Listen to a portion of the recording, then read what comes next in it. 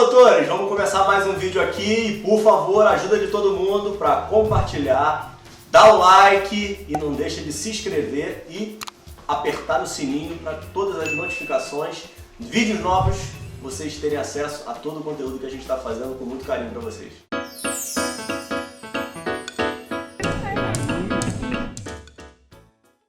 Fala, doutores! Eu sou Ricardo Valente, idealizador aqui do canal Fala Doutores, canal que eu venho tentando trazer médicos que são exemplos para mim, que iluminam um pouco aí a nossa medicina, que, no meu entender, vem passando por um momento um pouquinho complicado e a gente está tentando trazer um pouco de luz e sempre uma valorização maior do profissional médico, que estava um pouco aí fragilizado aí, até por causa do Covid, a gente conseguiu retornar e entrar um pouquinho para o trilho, para o lugar onde a gente nunca devia ter saído. Hoje eu tenho a honra aí de introduzir e apresentar para vocês aí um já super conhecido hoje nas redes sociais, nas mídias e os congressos aí pelo Brasil e pelo mundo, Dr. Carlos Eurico Pereira, um campeão de judô, super médico da Startse, é o embaixador da Startse aí para a nossa classe médica, pneumologista, gestor de uma super clínica Respirare, quase prefeito da cidade dele, tem muita conversa para a gente ter com ele, e agora um super escritor que está lançando o livro dele, vamos ter muita história para conversar. Fala lá, doutor Eurico, tudo bem? E aí, fala, Ricardo, prazer aí, meu amigo, poder estar interagindo contigo, participando aí desse famoso aí já podcast, ou sei lá como é que a gente pode chamar aí, mas essa tua excelente fonte aqui de espaço e informação para a classe médica, né? Então, um prazer poder estar conversando contigo e podendo aí trazer e compartilhar um pouquinho da minha trajetória aí com os amigos médicos aí. Com certeza, um grande prazer mesmo a gente estar aqui te escutando. E vamos pelo início sempre, fala aí da tua infância, diferente da maioria aí dos colegas, suas peculiaridades, como é que foi a tua infância e a parte acadêmica e contato com a família, fala pra gente. Bom, Ricardo, eu sou aqui do interior do Rio Grande do Sul, né? Eu nasci numa cidade chamada São Gabriel, que fica quase na fronteira aí com Uruguai e Argentina, essa região centro-oeste do estado do Rio Grande do Sul, e eu fui morar numa fazenda, né? Então, até a idade de colégio, eu vivi numa fazenda, onde meu pai administrava lá a fazenda, foi uma infância, digamos assim, diferente, né? Onde eu tinha muita liberdade, tudo, e aquelas coisas que uma infância assim proporciona, né? Minha mãe era professora e acabou largando a profissão dela e foi para fora lá, morar lá com a gente, e aí minha mãe foi minha primeira professora, né? Então, quando eu cheguei na primeira série aí do ensino fundamental, na nossa época lá, primeiro grau, eu já sabia praticamente, conhecia as letras, já sabia escrever meu nome, já estava aí quase alfabetizado aí por conta da minha mãe, que acabava aí executando, né, a sua profissão de professora com os filhos em casa. E para mim foi uma infância muito rica, né, onde eu tive contato com a natureza, com os animais, e isso fez com que eu valorizasse também bastante aí, quando a gente foi para a cidade, esse ambiente de colégio, de educação, das oportunidades, né? Porque Quantos irmãos, Eurico? nós somos três, eu sou o mais Você é o velho, mais né? velho? Aquele que sempre é criado para ser o mais perfeito, aquele que os pais ainda estão com todo o ímpeto aí, e depois eles vão afrouxando um pouco. Então, foi uma infância muito bacana, eu não tenho nada para reclamar, e aí logo cedo, por ser asmático, o esporte também acabou entrando na minha vida. Minha pediatra sugeriu para minha mãe, por causa das crises frequentes aí de asma, que me colocasse para fazer algum esporte. Eu tinha uns primos aí que Mas aí faziam... vocês já não estavam mais na fazenda. Não, eu já na cidade, né? Tá. E aí os primos que faziam judô, eu acabei por conta aí da influência deles indo fazer judô e acabei me apaixonando por esporte e faço judô aí a vida inteira. E aí esse negócio começa também a fazer parte aí da minha trajetória. E é claro, o judô tem todo um aspecto filosófico bacana aí, da parte oriental, e que influenciou muito aí a minha formação, o meu caráter e assim por diante. Depois a gente pode conversar um pouco especificamente sobre isso. Eu sempre fui muito... na minha família, meu pai foi um cara que passou bastante dificuldade quando era jovem, e ele tinha muita coisa da sobrevivência para ele, sabe? Então ele foi militar, depois ele largou o exército para ir lá para a campanha, para plantar, plantava arroz, e ele sempre tinha muito essa coisa da sobrevivência, porque ele meio que passou fome quando era jovem, adolescente. A mãe dele ficou viúva, minha avó ficou viúva muito cedo, uma época muito difícil, né? E aí ele sempre me incutiu na minha cabeça aquela coisa de sempre fazer algo que me garantisse a sobrevivência. Então, vai fazer curso de datilografia, porque se só souber datilografia, tu já pode sobreviver datilografando trabalho para a faculdade, e era o que ele fazia para ganhar um extra quando ele estava no quartel.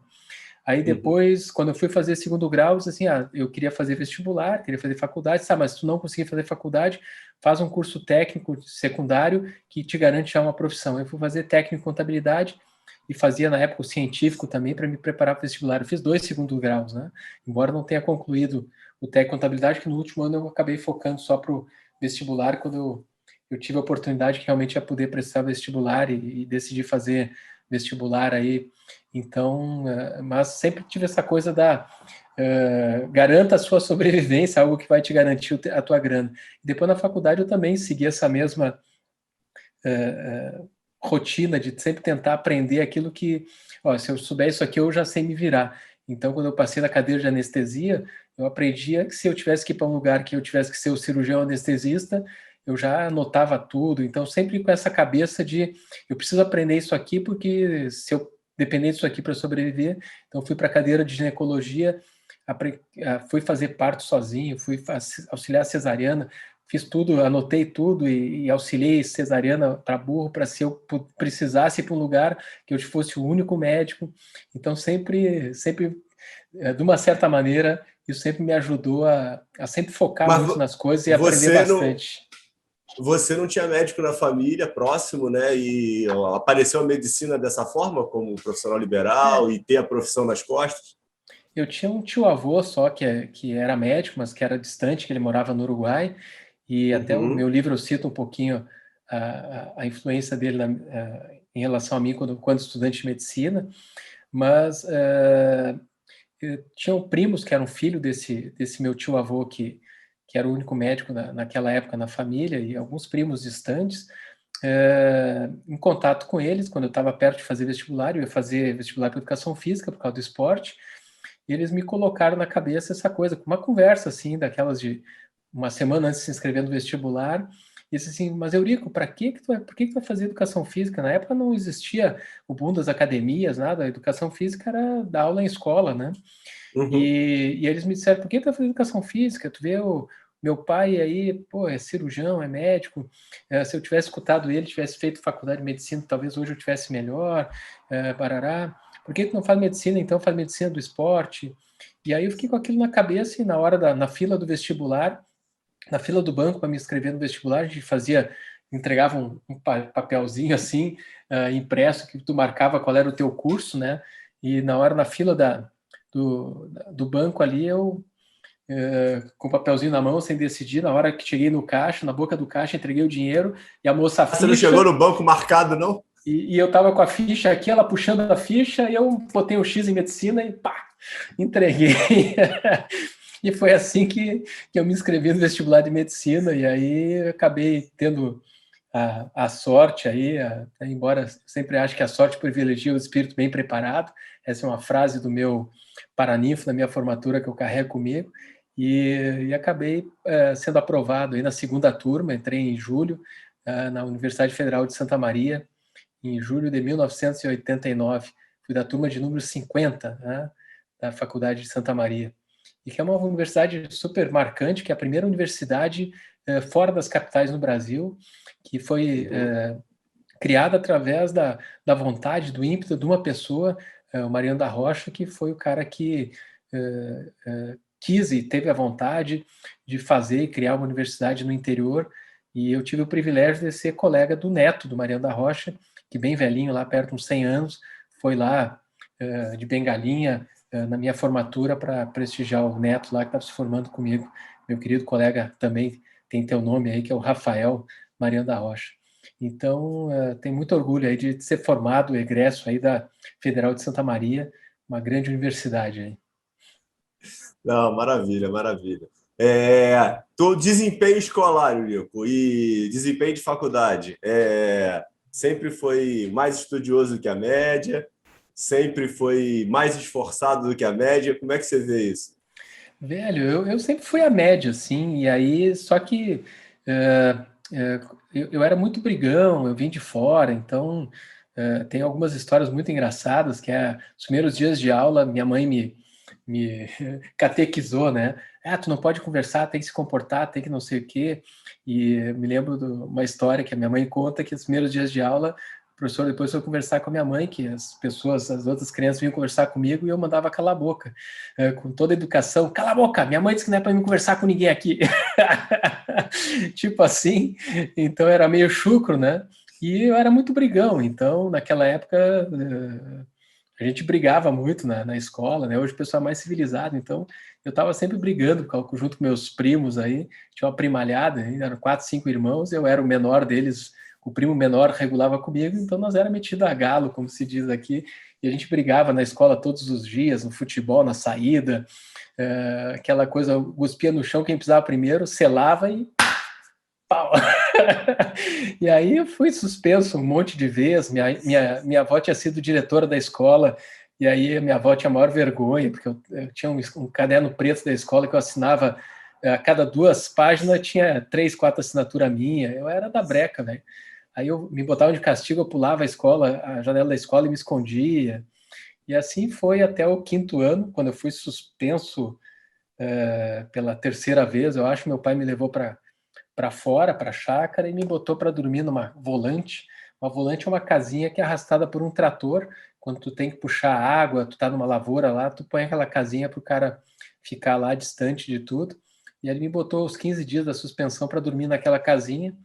Às 4h30, 5 da manhã, me deixava meio sozinho no meio do campo. É aquelas coisas de maluco, né? Devia ter uns 11, 12 anos. E aí ele chegava de manhã cedo, chutava a casa lá, dizia, ó, peão, hora de acordar. Aí 5 horas da manhã, 6 horas da manhã eu estava trabalhando com ele, fazia toda Uhum. a lida do campo o dia inteiro. Ao final dos 15 dias, 6 horas da tarde, eu estava dormindo em cima da comida, assim, para jantar, para dormir. Ao final dos 15 dias, ele disse, ó, isso aqui é a vida que tu quer para ti? E aí eu, né, disse que não, e aí na psicologia dele lá, ele disse, olha, então daqui para frente ou tu muda ou é isso aqui. Se eu receber mais uma reclamação tua, tu vai vir para cá e vai trabalhar aqui. Então serviu a lição, né? Talvez Super valioso, né? nenhum psicólogo apoia essa metodologia, mas para mim serviu. Aí a partir dali eu fui o melhor em nota da minha turma, a partir do 5º, 6º ano aí do ensino fundamental. Aí no último ano, na 8ª série, veio uma menina de São Paulo que era excepcional, e aí o velho disse para mim, ó, agora eu quero ver tu ser o primeiro da turma. E eu acordava às 6 da manhã para estudar na 8ª série. E aí fui o primeiro da turma em nota de novo. Na minha escola eu ganhava medalha, ganhava certificado, aquela coisa toda. Aí para o 1º grau eu prestei prova para o técnico em contabilidade, tinha concurso, fui o primeiro Uhum. lugar no concurso para entrar. Era um curso noturno, eu era o cara mais novo, devia ter lá meus 13 anos, era o mais novo disparado, 2, 3 Caramba. anos do cara mais velho, mais novo que tinha na escola, à noite, e aí se vão as histórias, né? E o, E e ele, ele o, e o judô, o judô foram teus pais que te colocaram por esse bando de chute de canela ou foi você que foi atrás por causa dos teus primos? na verdade, foi por conta da questão da pediatra que mandou fazer um esporte, aí tinha os primos que Entendi. faziam, e aí também pela questão disciplinar, né? Então, depois que eu entrei no judô, aí eu parei de brigar.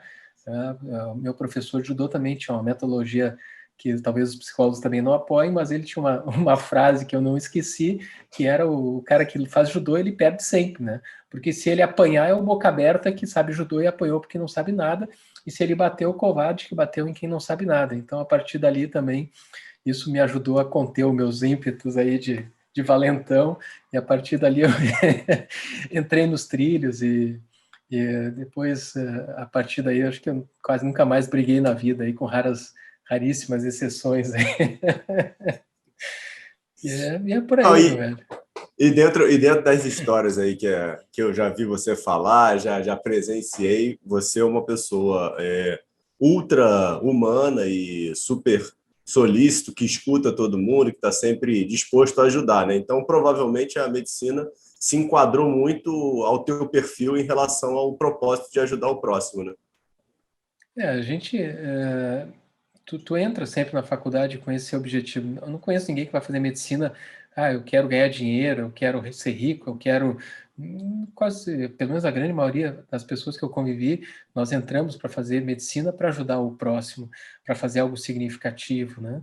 E através do judô também, eu sempre tive na minha cabeça a questão de deixar um legado, porque no judô a gente aprende um dos princípios filosóficos do judô é o Jojo Jojo Jita Kyoi, que significa, que em japonês, que significa benefício mútuo a todos, né? Ou seja, eu tenho uma obrigação de devolver para a minha comunidade, para a minha cidade, para o universo, tudo aquilo de bom e de ensinamento que eu recebo. É o compartilhar, né? Então, o judoca ele tem essa obrigação. Tu só se torna realmente um judoca quando Foi tu interessante. retribui aquilo que tu recebeu do esporte. Então, eu sempre Uhum. tive isso muito forte em mim e sempre tentei retribuir tudo de bom que eu recebo. E, e eu só tenho a agradecer, cara. Eu acho que eu sou um cara iluminado no sentido de só receber dádivas do universo e eu acho que eu tenho uma obrigação imensa de tentar retribuir, e é tudo que eu faço na minha vida, até a questão de ter concorrido a prefeito, por exemplo, é para retribuir o que eu recebi da minha cidade, da minha comunidade. Eu sou extremamente grato pela vida e pelo momento maravilhoso que a gente está vivendo, né, Ricardo? As pessoas às vezes vivem muito no passado, antigamente que era bom, porque isso, porque aquilo. Nós estamos vivendo o melhor momento da história da humanidade. É o momento que o mundo mais mudou no menor espaço de tempo. Então a gente está vivendo diversos séculos num mesmo século. É algo espetacular, fantástico, e ao mesmo tempo é um período em que a gente tá se reencontrando como ser humano. Nós estamos vivendo a fase da integridade, né? A fase da consciência. Aí a gente está ouvindo falar sobre a preocupação das empresas, toda essa questão ecológica, toda a questão de diversidade, né? Hoje a gente está ouvindo falar aí de ESG, toda a preocupação com isso, né? O environment, que é o ambiente, a parte social, a parte de governança. Então, realmente é um momento muito rico da humanidade e a gente tem o privilégio de estar aqui vivendo tudo isso. Então, eu me sinto muito feliz e privilegiado por estar vivenciando tudo isso e ter a oportunidade de ter recebido uma educação pública de qualidade e poder ter a vida que eu levo hoje, que eu nunca imaginei levar, que a minha profissão médica tenha me oportunizado tantas coisas, e que o empreendedorismo tenha entrado tão forte na minha vida que também faça com que eu consiga ter o sucesso que eu sempre imaginei e desejei ter na vida, e que dessa maneira eu possa, tendo sucesso, ajudar mais pessoas, né? Porque eu não acredito que a pessoa que não tenha sucesso, a pessoa que seja frustrada, a pessoa que está sempre Uhum. correndo atrás da máquina, desesperada para pagar as contas, que ela tenha tempo, paciência ou concentração, consciência para poder ajudar o outro. Não tem como. Então, se você atende uma pessoa a cada 5 minutos, desesperado para bater o relógio para pagar a conta, você não consegue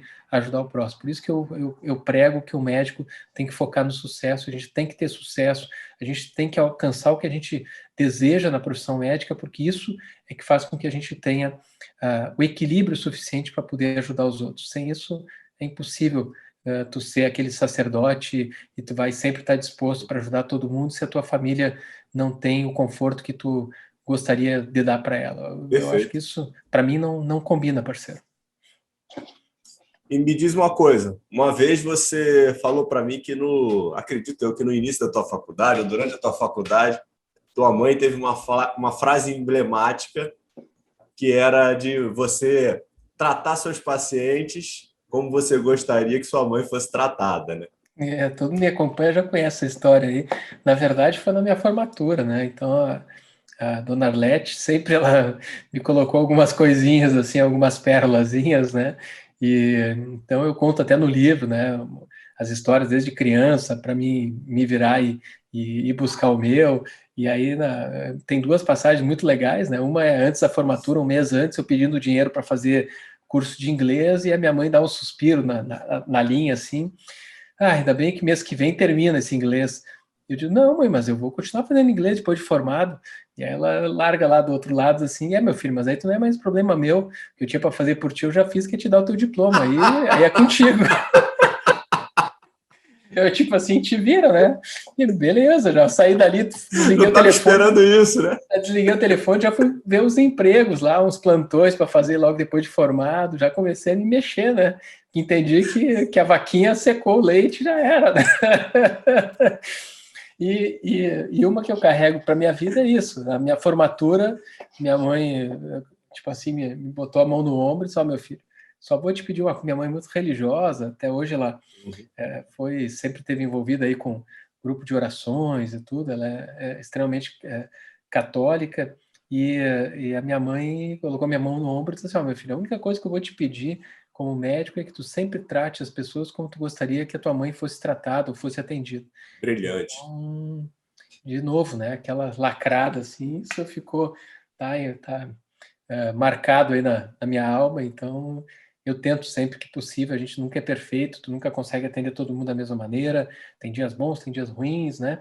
Quem diz que sempre está de bom humor, quem diz que sempre atende todo mundo igual, tá mentindo. Tem dias bons, tem Sim, dias lógico. ruins, mas a gente sempre tem que tentar, pelo menos, se esforçar ao máximo para fazer o melhor que a gente pode pelas pessoas. E às vezes a gente acha que nem está fazendo tão grande coisa, e às vezes as pessoas são extremamente gratas pelo que a gente fez. Então, a gente não tem como medir, né, Rafa, o que a gente conseguiu, Ricardo, perdão, o que a gente conseguiu fazer pelas pessoas e como que elas percebem essa experiência quando estão convivendo contigo. Então, sempre é tentar fazer o que tu Não, pode, o com que tu acha certeza. que... Concordo totalmente contigo. E é muito legal porque às vezes tu acha que não fez grande coisa, as pessoas têm uma repercussão super positiva. E às vezes tu faz um monte, tu acha que te esforçou um monte, e às vezes as pessoas não valorizam.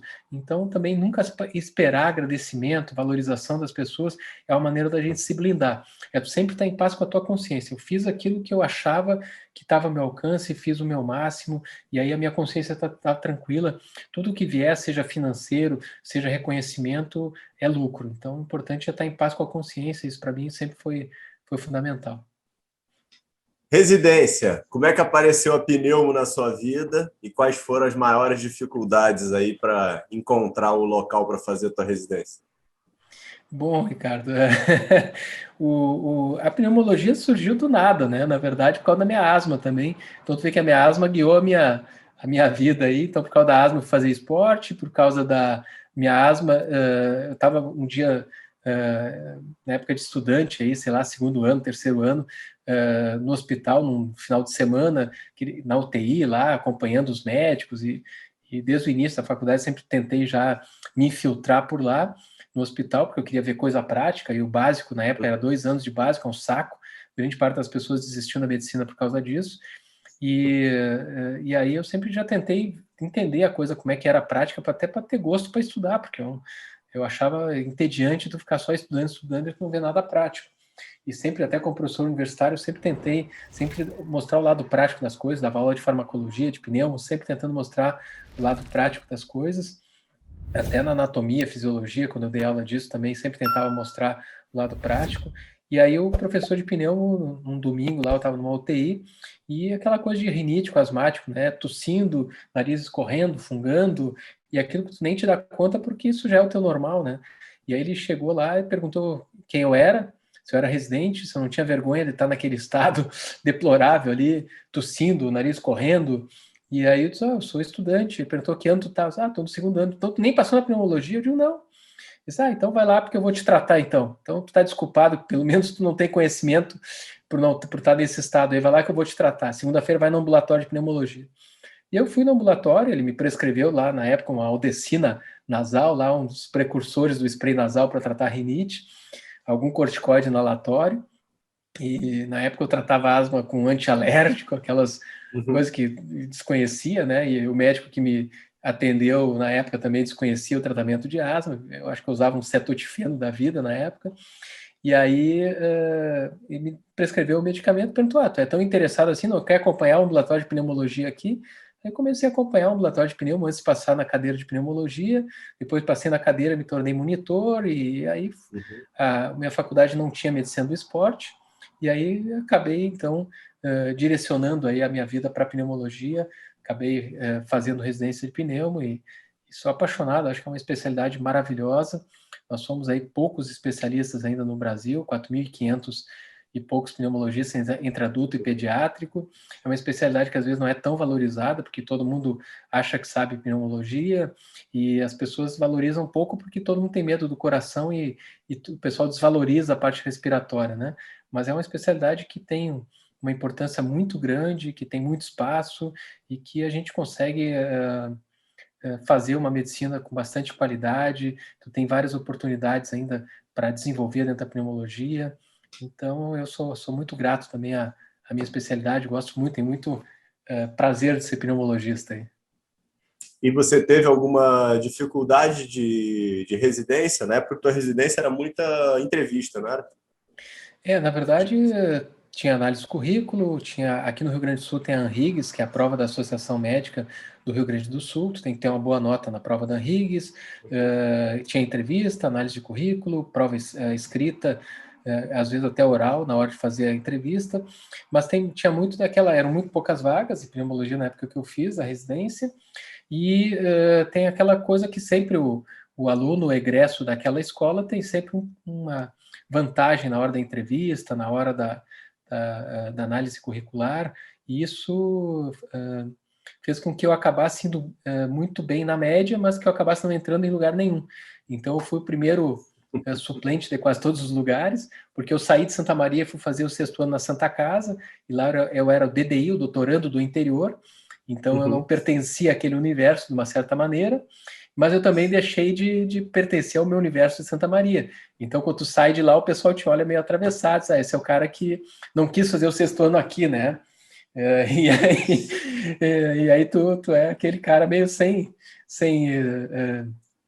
pátria, né?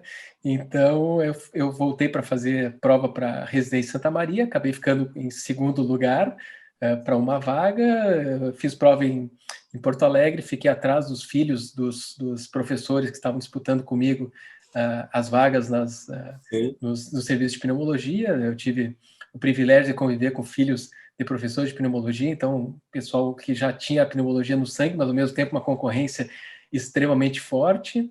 E assim foi, até a ponto de professor, em alguns locais, assim, a professora, na entrevista, assim, vocês têm um currículo excelente de Santa Maria, parabéns, que legal, não sei o quê, mas olha, eu tenho um rapaz aqui que é maravilhoso, que já foi nosso monitor, foi nosso residente de clínica, já ficou no 2º lugar do ano passado, olha, ele vai ter que entrar esse ano. Mas tudo bem, tudo certo, eu tive a sorte que tinham 2 vagas em Santa Maria, uma para R1 e outra para R2 de pneumologia. E naquele ano a vaga de R2 ficou vaga, porque a pessoa que passou acabou optando em fazer o R2 em outro lugar.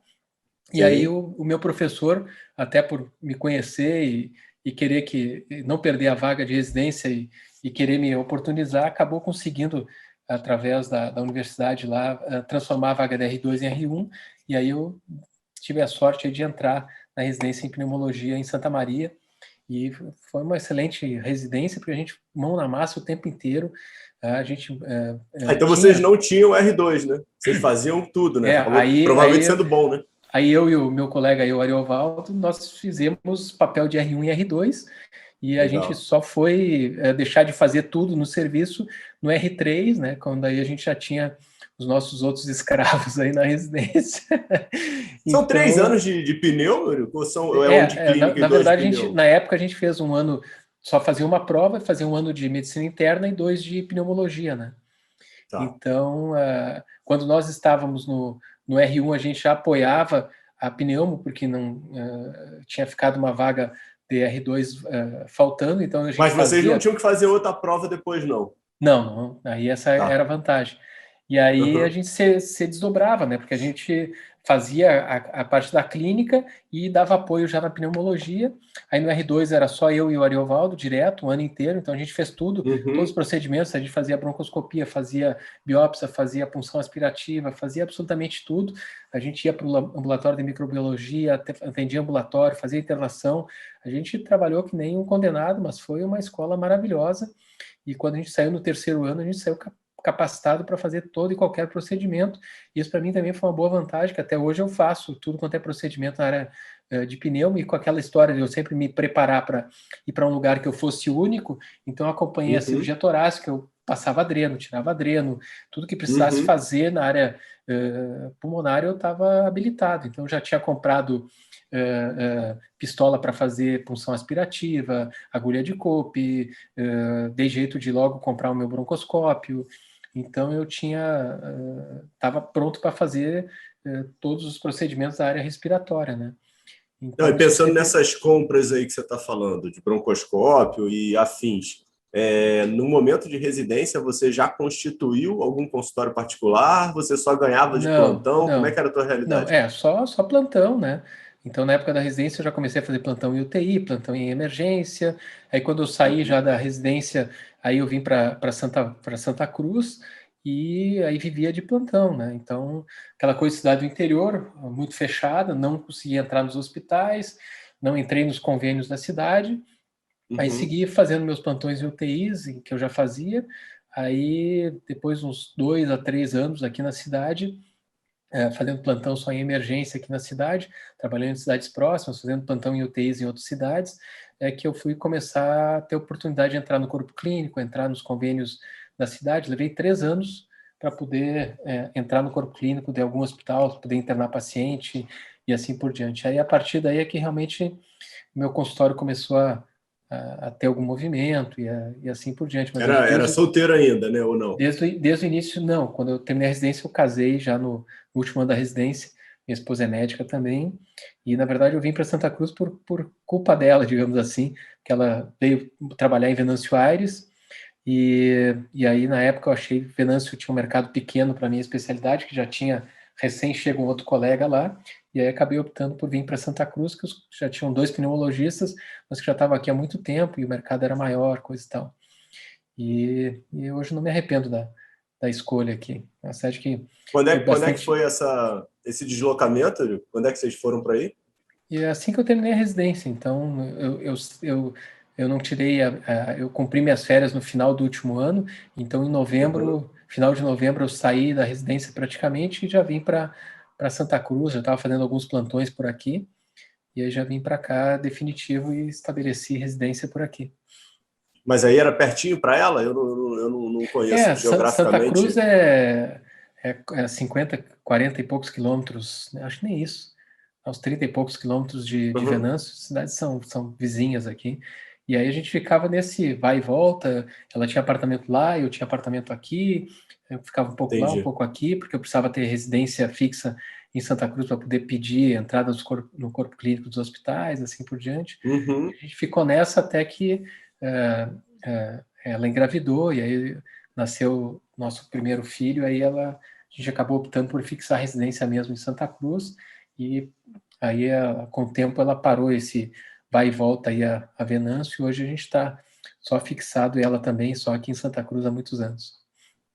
E a Respirare começou como um consultório? Isso, começou como consultório. Eu já dei o nome Respirare na época. Aí na época eu fiz as contas e achava que alugar Só você? um consultório perder dinheiro, e aí eu acabei fazendo amizade com, que até hoje é o meu grande amigo aqui, um parceiro de pescaria, com dono de uma imobiliária, e ele me vendeu a suaves prestações, meu primeiro espaço. E aí eu já peguei 2 salas de consultório. E aí um colega médico, que a gente se encontrava nos consultórios pedindo a entrada, porque a gente batia de porta em porta em todos os consultórios para se apresentar para os colegas médicos e pedir voto para a entrada do corpo clínico, né? E aí tinha um colega ortopedista que estava nessa mesma missão aí. A gente acabou fazendo amizade, e eu convidei ele, vamos dividir consultório. A gente dividiu o consultório durante muitos anos, e aí depois, na hora de construir a clínica, ele achou que a empreitada muito grande, ele achou que não ia dar certo, acabou não aderindo, mas consegui a adesão de outros colegas e a gente acabou, então, construindo a clínica, e que hoje aí já estamos com quase 10 anos da clínica de pé, 2.000 metros quadrados aqui em Santa Cruz, é um edifício, na verdade, Caramba! muitas especialidades, e nós chegamos já a ter mais de 40 médicos, mais de 30 especialidades. No ano passado a gente deu uma reduzida por conta da pandemia, né? Muita gente que locava espaço por turno e tinha poucos horários acabou desistindo de vir a Santa Cruz, então a gente reduziu um pouco o número de médicos aqui no prédio, mas mesmo assim, mesmo em ano de crise e tudo, a gente acabou investindo e estamos aí até o final do ano, acho que com a ampliação da clínica pronta, mais 1.000 metros quadrados, 2 andares mais de clínica, um andar com espaço de coworking para startups e um rooftop para eventos, meetups, happy hours, para também estimular a cena local aqui da nossa cidade para eventos científicos, para parte de inovação, coisa e tal. E eu trouxe um modelinho de rooftop lá dos Estados Unidos, das minhas idas lá para o Vale do Silício, e também quero desenvolver aí essa área tecnológica por aqui. Então, Me diz um a ideia... negócio. Hoje você tem aí uma super mentoria aí para médicos que estão querendo prosperar, crescer na carreira, encontrar um pouquinho o seu real valor aí no mercado de saúde, e você vem tendo muito sucesso aí nessa empreitada. Quando você montou a tua estrutura, você dava uma patinada que nem todo mundo, ou você já conseguiu ter uma visão diferenciada? Na verdade, o projeto surgiu quando eu fui fazer um curso de marketing médico para consultório da FGD, e ali eu comecei a entender algumas coisas, e aí comecei a estudar um pouco, e então eu já fiz a coisa mais ou menos com planejamento, com estrutura, mas tu vai muitas vezes na intuição, né? Então, muito do que eu aprendi de gestão foi apanhando, errando, acertando. Se eu tivesse o conhecimento que eu tenho hoje, provavelmente eu estava num patamar completamente diferente do que eu estou hoje. Não que esteja ruim, mas poderia estar muito melhor. Então, essa é a grande vantagem da gente ter o tempo a nosso favor. Então, se você é jovem, está escutando aqui, e você puder investir desde cedo em planejamento, gestão, a parte de administração, sair só do técnico da medicina, que é o que a gente é formado na faculdade, embora hoje já tenha algumas universidades que estão acordando para isso, já tem lá as suas ligas de gestão, de inovação, mas ainda a gente está muito focado no técnico, na formação médica, e isso faz toda a diferença. Então, se a gente aprender de finanças, investimento cedo na carreira, a gente não vai fazer tanta bobagem com o nosso dinheiro, não vai gastar dinheiro com carro caro no início da nossa trajetória, a gente vai investir menos em imóveis, vai ser diferente ao longo do tempo, isso faz diferença. Então, apanhei bastante no início, aí a gente amadurece, aí tu começa a estudar e começa a entender muitas das coisas que tu fez intuitivamente deram certo, e só que aquilo tem metodologia, e aí eu comecei, especialmente nos últimos 5, 6 anos, a mergulhar mais nesse universo. Foi quando eu comecei a me sentir muito escravo, eu estava muito no automatismo da minha rotina como médico, agenda cheia e atendendo um paciente atrás do outro, e tu começa a entrar no automático, e aí chega um momento que tu diz, opa, parei que eu estou perdendo a consciência do que eu estou fazendo, e aí eu tive a oportunidade de, aquelas coisas da vida, de cair num curso de palestras do professor Roberto Chiniachik, onde eu comecei a ver essas coisas de empreendedorismo, essa nova onda, comecei a ver coisa de startups, e eu disse, opa, que mundo é esse que eu não estou enxergando dentro do meu consultório? E aí, a partir daí, eu já comecei a buscar, e aí eu fui entendendo que eu sempre fui empreendedor, aí comecei a estudar, a entender todas as metodologias empreendedoras, as novas técnicas de gestão, e aí eu comecei a me enveredar aí para entender essas coisas aí de startup enxuta, de Scrum, de gestão ágil. Até aí você não tinha ido para o Vale. Aí que eu comecei dentro do empreendedorismo, que eu mais comecei a me identificar foi com a parte de inovação, e aí aquela coisa de médico, sempre quer fazer a coisa da melhor maneira possível, onde é que é o lugar mais inovador do mundo? Vale do Silício. E eu comecei a buscar isso, e aí numa live da editora Agente, com Maurício Benvenuti, autor aí de Incansáveis, Audaz, e o seu último livro agora, O Desobedeça, acho que foi do primeiro livro, Incansáveis, ele estava falando do Vale do Silício, e eu perguntei na live já para ele lá, pai, não tem alguma coisa para a saúde?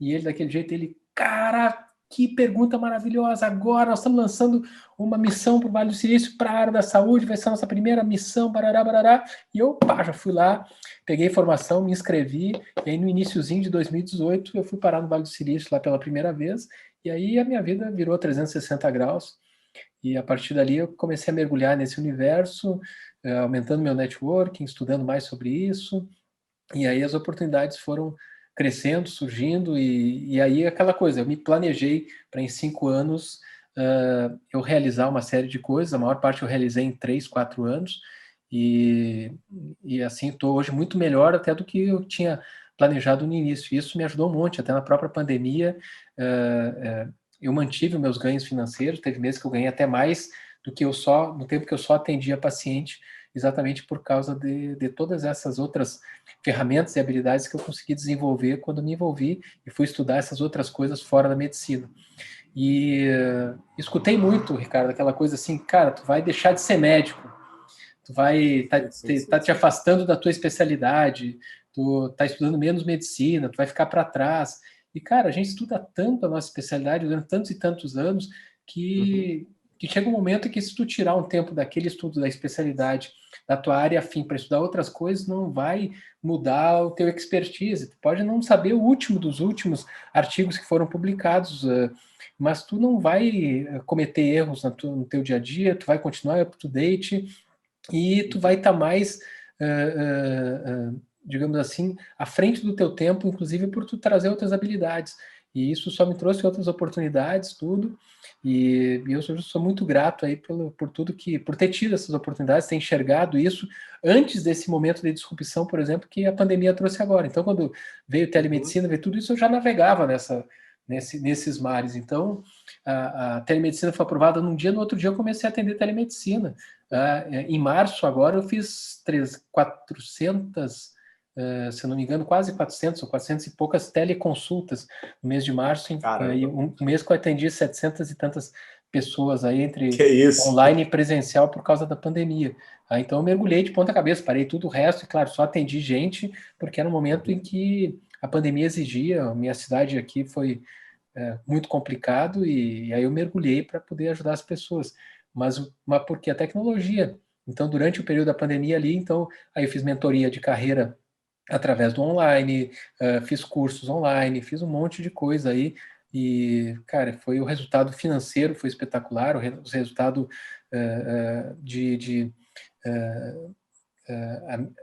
pessoal foi muito bacana. Então, eu me senti muito mais feliz e muito menos escravo da profissão médica do que um momento que eu só estava atendendo o paciente um atrás do outro.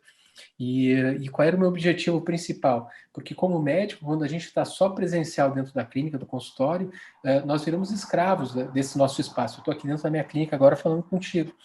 Por quê? Porque tu tem que estar aqui o tempo inteiro, então tu fica enraizado dentro do consultório, e quando a gente está enraizado aqui dentro, a gente não enxerga as outras oportunidades e o resto que está acontecendo no mundo. E quando tu começa a tirar o pé um pouco aqui de dentro, tu não vai te tornar pior médico, as oportunidades seguem acontecendo, e tu começa a ver, inclusive, a medicina de uma outra maneira. E eu escrevo até aqui na parte de cima do meu livro aqui, tem muito a ver com esse momento, que é amplie as suas oportunidades profissionais, tenha mais liberdade e reconecte-se com a medicina. Exatamente o que aconteceu comigo, eu me reconectei de novo com a medicina, porque eu estava perdendo o tesão de ser médico, porque eu estava no automatismo, estava cansado, estava exaurido, e ser clínico é cansativo, porque tu passa o dia inteiro escutando e atendendo pessoas e resolvendo problemas, e hoje, às vezes, a gente briga com as instituições para poder atender bem teu paciente, tu briga com os convênios, tu briga com cooperativas, tu está sempre brigando para defender o teu espaço.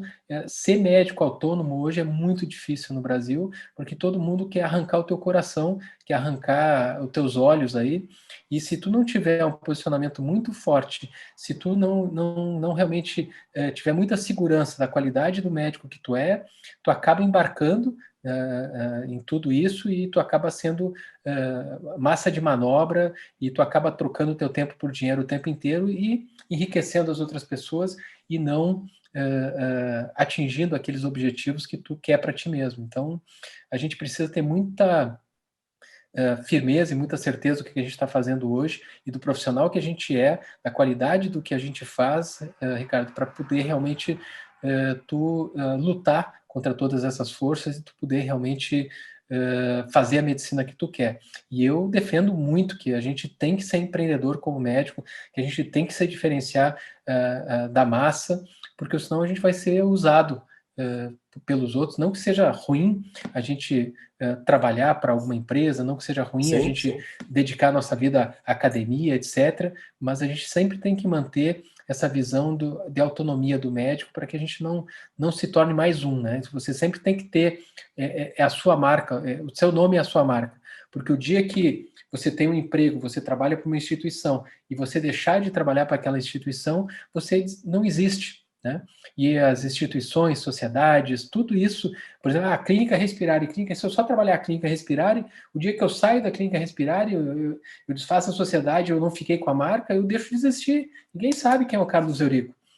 Então a gente tem que trabalhar, é a nossa marca, é o Carlos Eurico, é o Ricardo Valente, por quê? Porque isso é o que faz com que as pessoas nos reconheçam e que a nossa marca perpetue, digamos assim, no mercado. Então, isso é uma das coisas que eu trabalho bastante aí com o pessoal, quando a gente trabalha com carreira, é a gente valorizar essas coisas que, para mim, são fundamentais hoje para a gente poder ter o sucesso que a gente busca aí na nossa profissão. Me diz um negócio, dando uma passagem rápida aí no seu desenvolvimento de carreira, nos cursos, vamos colocar assim, extra que você fez, teu mestrado aí foi de farmacologia, né? O MBA em marketing e o curso lá da PUC de empreendedorismo. Dá uma passada nesses três aí. Por que você buscou esses cursos aí dentro da tua formação?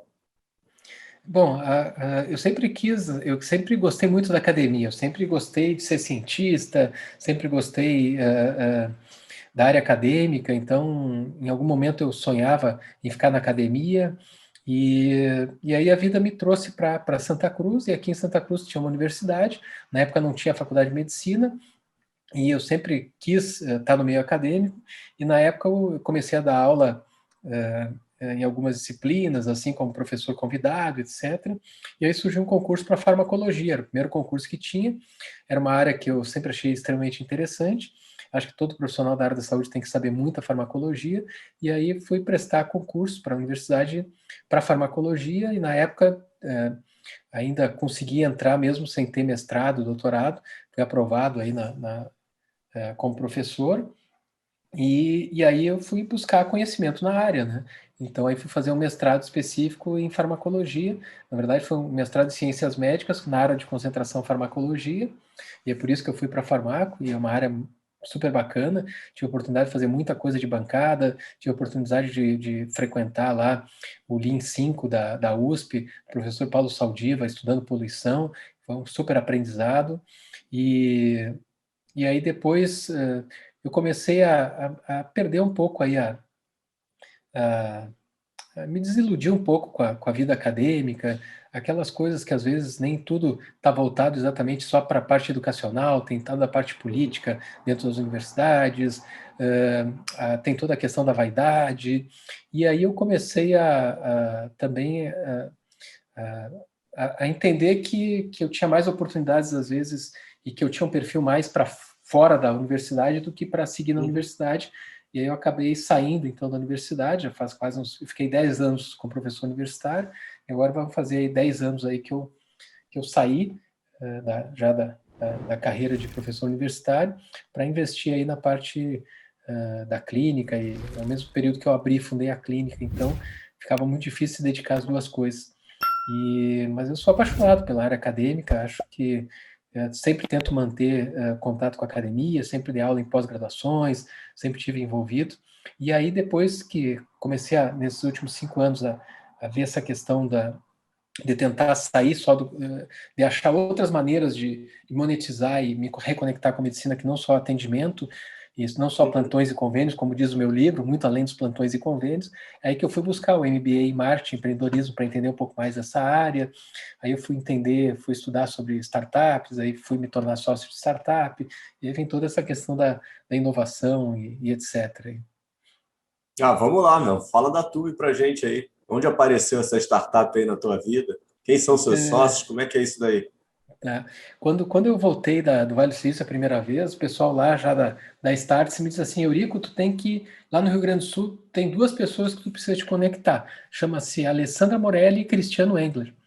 E eu vim de lá e tentei por 6 meses me conectar, pessoas médicas, pessoas muito ocupadas, e não me davam muita atenção, comecei a frequentar os mesmos eventos que eles iam palestrar, sempre tentando me conectar com eles, até que comecei a me aproximar deles, depois comecei a dar palestra nos mesmos eventos que eles e acabamos nos tornando amigos, e a Alessandra Uhum. Morelli é uma médica oncologista, e que numa ida para o Vale do Silício, ela colocou em prática uma das suas ideias, que era poder monitorar os pacientes em tratamento oncológico, especialmente em relação aos efeitos adversos da quimioterapia, e ela criou um aplicativo que chama Siltume, é uma startup, e a Tume, o que ela faz? Ela monitora pacientes oncológicos em tratamento quimioterápico e auxilia as pessoas em relação às reações adversas à quimioterapia.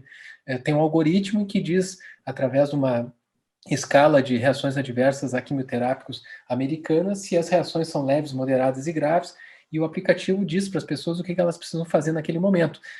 Se hidrate mais, use tal medicamento de venda livre, entre em contato com o seu médico, vá agora para a emergência. Então, tem uma série de rotinas já estabelecidas para auxiliar as pessoas a monitorarem aí as suas reações adversas à quimioterapia. E aí eu me aproximei da Alessandra, nos tornamos amigos, e eu estava querendo, já que eu estou falando de inovação, estou estudando inovação, eu preciso entrar de ponta cabeça nesse universo. E aí eu Uhum. estava querendo desenvolver um aplicativo de monitorização de pacientes respiratórios, e aí eu me aproximei da Alessandra e disse, olha, eu estou pensando em fazer isso, ela disse, nós queremos ampliar a TUME para outras áreas, para especialidades, veio conversar com a gente no momento certo, etc, etc. A conversa evoluiu, participei por um ano e pouco aí como parceiro, apoiador da TUM, e aí vinha me tornar sócio, e aí com a questão da pandemia, Legal. o projeto que era para se tornar um aplicativo para monitorar pacientes respiratórios acabou se tornando uma plataforma de telemedicina com médicos voluntários do Brasil todo e psicologia para atender as pessoas aí com Covid na primeira onda. A gente atendeu quase 7.000 pessoas até outubro do ano passado, quando aí encerrou o patrocínio da Roche e a gente fechou esse trabalho, até porque tinha diminuído os casos, etc., antes de entrar a segunda onda. E foi um baita aprendizado, a gente acelerou um monte as coisas na TUME, e agora a gente está ampliando essa questão de monitorização de pacientes, a gente está refazendo todo o aplicativo, passamos por uma aceleração Brasil-Londres no início do ano, estamos agora passando por uma aceleração em San Antonio, no Texas, e a gente já era para ter ido para lá agora esse ano, mas por conta da pandemia, provavelmente será em julho, se a pandemia permitir o presencial. Então, um monte de coisa bacana acontecendo. E aí eu, junto com a doutora Alessandra, o Carlos Barrios e o Ronaldo, somos aí os sócios da TUME e estamos aí batalhando nesse universo aí de startups para tentar obter aí um sucesso bacana com a TUME, que a gente possa ajudar muita gente. E eu acho que a inovação e a tecnologia ela é muito boa, porque aqui no meu consultório eu consigo ajudar um a um, né? Então eu ajudo as pessoas, mas um a um. Eu ajudo 20, 30 pessoas num dia, mas através da tecnologia eu sou capaz de ajudar milhares de pessoas ao mesmo tempo. Então isso é que é o legal, isso é o que me atrai na inovação, e por isso que eu fui atrás aí em entender mais e me envolver nesse campo aí. E Não, maravilha. é um Me diz prazer outra tá coisa. junto com pessoas aí tão bacanas e tão dedicadas. A Alessandra é uma pessoa que tem um propósito fantástico. Se você não conhece, aí se conecte com a Alessandra Morelli, você vai conhecer alguém aí que realmente é apaixonada por inovação e guarda esse nome aí, Atume, se Deus quiser. Ainda vai ser uma startup aí que vai ser muito falada aí na área da saúde. Eu acho que você está sendo humilde, pô. Já é um case de sucesso, poxa. A gente Me diz o negócio. tem muita estrada ainda, parceiro. Me diz o negócio. Você estava com a sua clínica voando, dando mentoria, Vale do Silício, ajudando a Startse, fazendo curso. Aí você me arruma de ser prefeito da sua cidade? Da onde veio isso, cara? Conta aí pra gente. Cara, aquelas maluquices, né? Quando tem uns amigos aí que ficam te provocando o tempo inteiro, eu sempre respondi muito mal a provocações, né? Meu pai fez com que no oitava série eu acordasse às 6 da manhã para estudar, me provocando, né? Então, alguns amigos começaram a me provocar. Eu sempre tenho essa coisa de devolver para a sociedade aquilo que eu recebo dela. E eu aprendi na política esportiva, eu fui presidente da Federação Gaúcha de Judô, tive envolvido com a Confederação Brasileira de Judô, e, eu entendi dentro da política esportiva que se tu não te envolver como ser humano, como pessoa que quer o bem das pessoas, do teu esporte, da tua comunidade, se tu não te envolver, se deixar que só aquelas pessoas que têm interesses pessoais se envolvam na política, a gente sempre vai estar à mercê dessas pessoas, as coisas nunca vão melhorar, nunca vão ir para frente, e não adianta a gente ficar só fazendo discurso no Facebook, lá, textão, e não se envolver. Então, como ser humano, e eu estou numa faixa etária que eu tenho a convicção que a gente precisa se envolver até para deixar um legado. Não adianta tu ficar só no teu quadrado, tu não vai deixar legado nenhum. Então, com esse objetivo é que eu cometi essa insanidade de concorrer a prefeito da minha cidade pelo Partido Novo, que é um partido que não aceita verba pública. Então, todas as dificuldades que foram, eu fiquei em quarto lugar no pleito aqui, com 10% Legal. quase dos votos, sem usar um centavo de dinheiro público, sem tempo de TV, sem coligação, etc, etc. Mas foi uma baita experiência, me tornei um cidadão melhor, conheci muito da minha cidade que eu não conhecia, tive a oportunidade de falar muito das coisas que eu acredito, que eu penso. Acho que eu fiz uma campanha bem limpa, bonita, e o que é doloroso é tu conhecer a política como ela é por dentro e tu entender que, cara, é muito difícil que as coisas mudem, que se a menos que todo mundo que pensa e que tem o seu negócio, que tem a sua vida, que tem capacidade de poder se envolver com a política, senão a gente não vai mudar nunca esse país, porque toda a estrutura é feita para que os mesmos se elejam, para que a coisa seja feita do mesmo jeito e assim por diante. Então, o motivo de fazer essa insanidade, porque se eu fosse eleito, eu ia matar minha clínica aqui, ia matar toda essa minha trajetória que eu venho fazendo entre inovação e tecnologia, mas foi por puro propósito, por achar que não dá para ficar só no discurso e que, na pior das hipóteses, se o cara lá de cima quisesse que essa fosse a minha missão de vida, que eu me elegesse, fiz tudo para me eleger, então quando eu entro numa briga, eu entro para ganhar, atleta, esportista, competidor, nunca entra em nada para perder, e fiz tudo com a melhor qualidade possível, meus vídeos foram de extrema qualidade, e aquela coisa, hoje as pessoas estão próximas a ti que já te conhecem, usei a minha equipe de marketing que já trabalha comigo, usei o pessoal que faz vídeo comigo, então, por isso ficou fácil de fazer com custo bem baixo as coisas, mas eu entrei também com esse propósito que, cara, na pior das hipóteses, eu só vou dizer coisa boa, só vou falar coisas que eu acredito, só vou falar a verdade, e na pior das hipóteses, isso vai ser uma super campanha de marketing minha na minha cidade, na minha região. E foi exatamente o que aconteceu. Então, eu acho que eu tenho muito mais visibilidade e respeito hoje da minha comunidade do que eu tinha antes da eleição. E é isso. Então, eu acho que tudo que tu vai fazer, se tu tiver um propósito bem desenhado, e se tu olhar pelo lado bom das coisas, foi desafiador, foi doloroso em muitas situações, mas a minha família sofreu muito, a minha esposa sofreu ataques dos adversários por ela ser funcionária pública, criaram um monte de mentira, então, mas aquela coisa, quando tu tem graças a Deus eu sempre tive uma visão muito boa, as pessoas têm uma visão muito boa da minha profissão como médico, do meu papel como médico na sociedade, então isso me ajudou bastante. Então, acho que a gente tem e a gente não tem ideia da visibilidade que a medicina nos dá nas nossas comunidades quando a gente faz a coisa certa. E eu tive essa lição de como a profissão médica ela é importante ainda, como que o profissional médico impacta a vida das pessoas e e foi extremamente gratificante para mim escutar as pessoas em todos os bairros que eu frequentei, em todos os lugares que eu fui na minha cidade, que tinham algum familiar, alguém que já tinha passado por mim e que de alguma maneira eu tinha influenciado a vida das pessoas, e eles eram gratos, e eu fui super bem recebido em tudo quanto é lugar, os lugares mais humildes da cidade. E, cara, a lição é: a gente precisa se envolver. A gente tem que se envolver, a gente tem que se envolver com a nossa comunidade, a gente tem que fazer pelos outros. Não dá para a gente ficar só no nosso quadrado, porque a gente não pode passar essa existência em branco. E só fazer a nossa profissão bem feita é pouco. A gente precisa se envolver com a nossa comunidade e fazer pelos outros. Acho que isso é que faz a gente ganhar pontos aí na nossa escala de energia, para que a gente possa depois aí voar mais alto no universo aí. E você já fez muito mais aí do que a sua passagem aí como bom ser humano na Terra, né?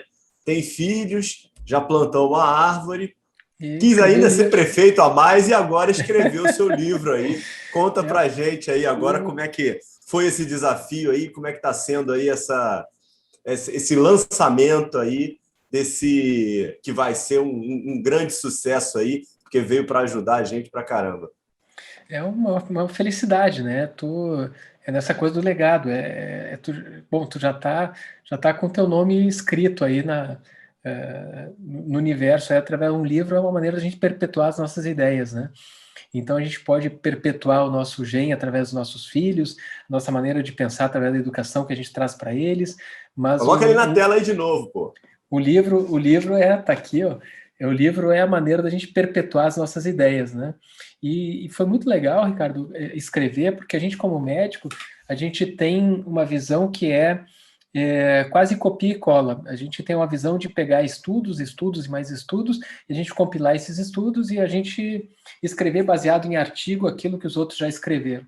E quando eu comecei a escrever aqui, eu tenho um book advisor, que é um cara espetacular, e a primeira coisa que ele disse assim: para. Porque eu me preparei, peguei um monte de artigos, um monte de gente, e assim, cara, esse livro aqui não é para te contar o que os outros pensam, o que os outros acham, os outros estudos. Esse livro aqui é para te contar como que tu, Carlos Eurico, doutor Carlos Eurico, pensa e vê as coisas. É a tua experiência, é a tua visão de mundo. Nós vamos apoiar em literatura, tudo, mas eu quero a tua interpretação. Tu já estuda muito, tu lê muito, não vem me trazer um monte de coisa. Aqui é a hora de tu parar e tu colocar o teu conhecimento para fora. E aquilo foi muito poderoso, porque eu me senti empoderado escrevendo o livro, no sentido de a minha geração, nós fomos desvalorizados porque o que só valia era a medicina baseada em evidência. Só vale a ciência e a experiência pessoal não vale nada. Essa é a maneira como eu fui educado ao longo da minha formação técnica. E não é isso. A nossa experiência tem valor. A experiência pessoal tem valor. A tua história de vida tem valor. E eu acho que tudo isso serviu para que eu valorize ainda mais tudo que eu passei, tudo que eu fiz, e a maneira como eu organizei as coisas.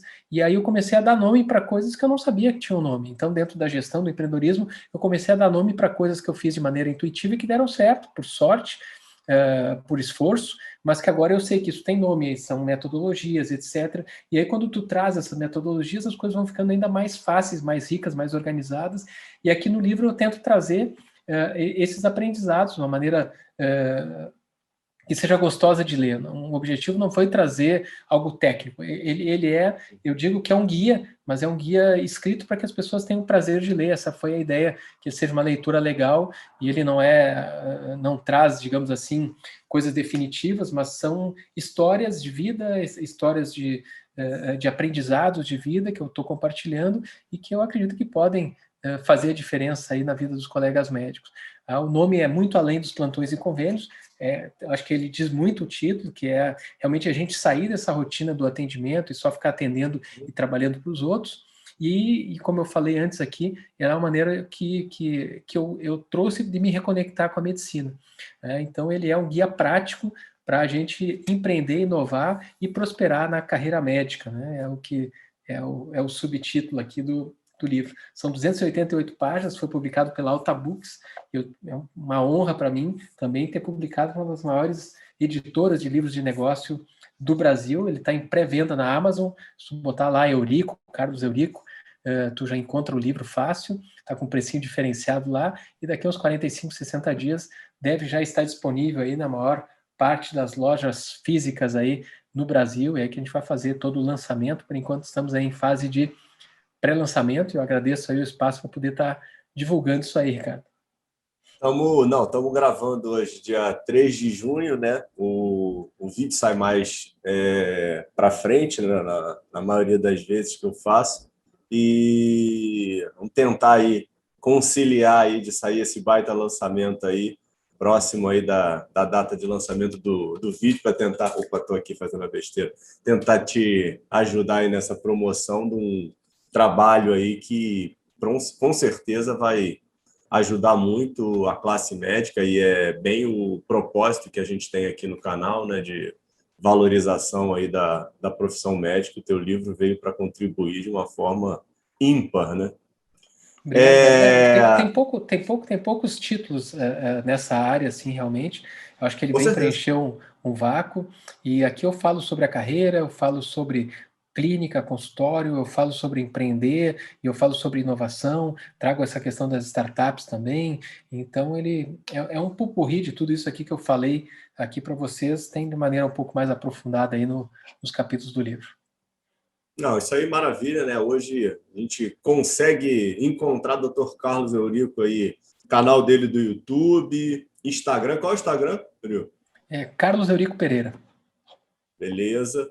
Vou colocar aqui na bio, né? Então, tanto aí nas excursões aí pro Vale, até estava tendo um projeto Israel aí em andamento também, né? Só entrou em stand-by por conta da pandemia, mas ano que vem a gente deve ter aí uma missão em Israel. A gente já está com uma missão Vale do Silício, a gente tem 2 turmas, agosto e setembro desse ano, que estavam praticamente cheias e que a gente não sabe se vai acontecer ou não. E ano que vem a gente tem já uma data em maio também, já para o Vale do Silício, as imersões aí em saúde, e que eu estou capitaneando aí junto à Startse, essa empresa que eu admiro bastante aí. Não, maravilha. Fora isso, tem aí as mentorias dele aí, que a gente comentou aí durante a conversa. E super recomendo, acho super válido aí de todo mundo procurar, que seja assistir aí os vídeos dele, que ele traz muito conteúdo, e o livro aí de uma forma mais compilada e única num local. Tem para todos os gostos, né? Áudio, vídeo, leitura, tudo que você quiser, você vai conseguir crescer aí na carreira com o auxílio aí desse baita, desse mentor. Finalizando, Eurico, em termos de planejamento estratégico aí para os 5 anos, como é que você vê aí? Vamos continuar convivendo com o Covid vai passar, a economia vai voar, o médico vai ocupar um local melhor. Como é que você vê aí esses próximos 5 anos na medicina no país e a tua carreira?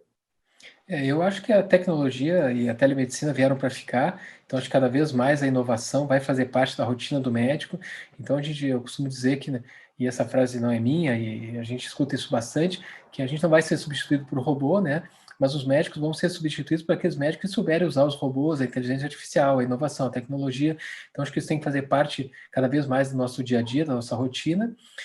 Eu acho que a gente está vivendo um momento muito difícil politicamente no Brasil, então essa próxima eleição ela vai definir muito os rumos do Brasil, e eu tô com grande expectativa em relação ao que vai acontecer.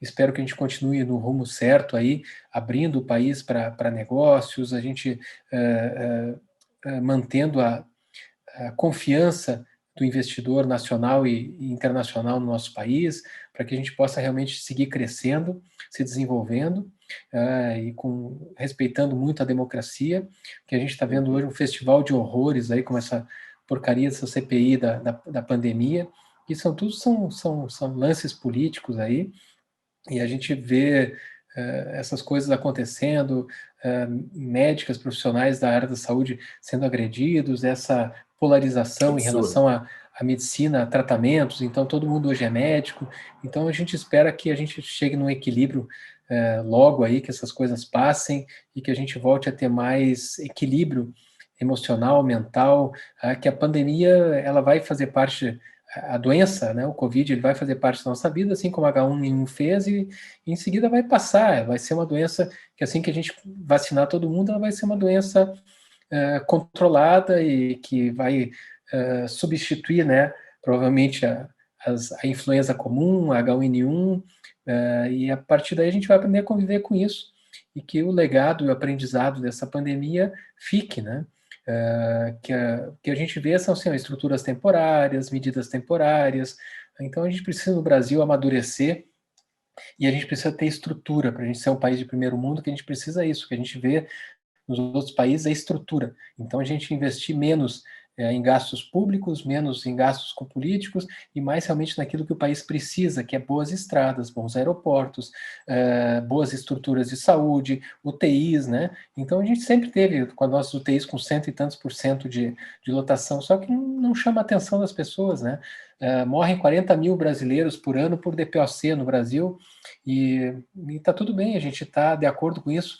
Morrem 60 mil pessoas por armas de fogo, arma branca, por violência no Brasil por ano, e está tudo bem, né? Mas aí a gente se apavora quando a gente vê os números de uma infecção.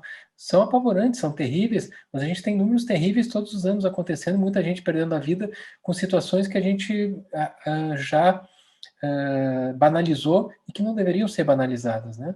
A vida humana ela precisa ser valorizada e a gente como médico a gente sempre está visando a vida humana e nenhum médico vai prescrever nenhum remédio, fazer nenhum tratamento por conta de questão política, né?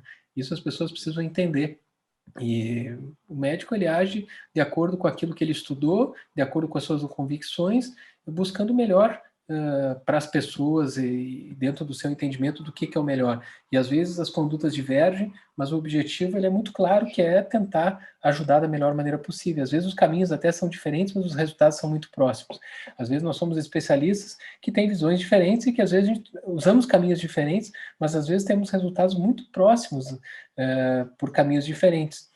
Mas isso tem a ver com a história de cada um, com a maneira como cada um interpreta a literatura e assim por diante.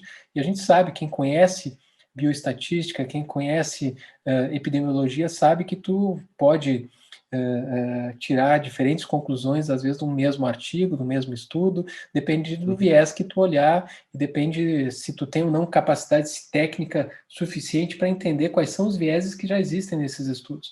Isso é muito difícil, e são muito poucos os profissionais hoje de saúde no Brasil que têm essa capacidade, esse discernimento de conseguir olhar os estudos e conseguir separar o joio do trigo. E eu acho que cada vez mais a gente tem que investir na formação de jovens médicos que tenham essa capacidade de discernir cientificamente as coisas, e isso vai enriquecer ainda mais a nossa profissão, a medicina como um todo, né? Então, acho que no meu livro eu até falo sobre isso, aquelas disciplinas chatas que a gente não gosta, que tem a ver com números, elas são extremamente importantes na carreira e na vida do médico, porque elas nos dão liberdade para a gente realmente tomar as melhores decisões quando a gente estudar os artigos e a gente tomar as nossas próprias decisões, não baseado naquilo que os outros tentam nos empurrar, às vezes, goela abaixo. Acho que isso é um aprendizado que eu tive e uma dádiva que eu tive de sempre ser estimulado desde a faculdade a me preocupar muito, estudar muito essas áreas aí científicas fundamentais para a rotina do médico no dia a dia. Então, quem faz ciência, quem faz iniciação científica sempre vai ser um melhor médico na prática, no dia a dia, porque a gente vai saber olhar de uma maneira diferente os artigos científicos, os estudos que saem aí publicados. Então, essa também é uma dica para quem está estudando, para quem está na residência, se dedique a aprender essas disciplinas aí que são fundamentais para que a gente possa, na prática, no dia a dia, tomar depois as melhores decisões. E aí, é claro, a sorte sempre privilegia o espírito bem preparado, quem estuda mais na hora do susto, né, de tomada de decisão na emergência, na UTI, sempre a gente vai acabar, às vezes, tomando uma decisão, entre aspas, por sorte, né? E o esporte é isso, a gente treina para aquele momento inconsciente, em segundos, tu tomar aquela atitude quase inconsciente, mas que foi baseada em tudo que tu já fez até ali naquele momento. Então o judô é muito isso, um segundo decide tudo. Mas por que aquele segundo aconteceu? Foi por causa de tudo que tu construiu antes daquilo ali. Então não é sorte, né? É preparo. Então que cada vez mais a gente como médico, a gente tenha sorte por estar bem preparado. Obrigado, meu amigo, pelo privilégio aí de poder estar conversando contigo. Maravilha. Já conversamos demais, o pessoal já deve estar cansado aí.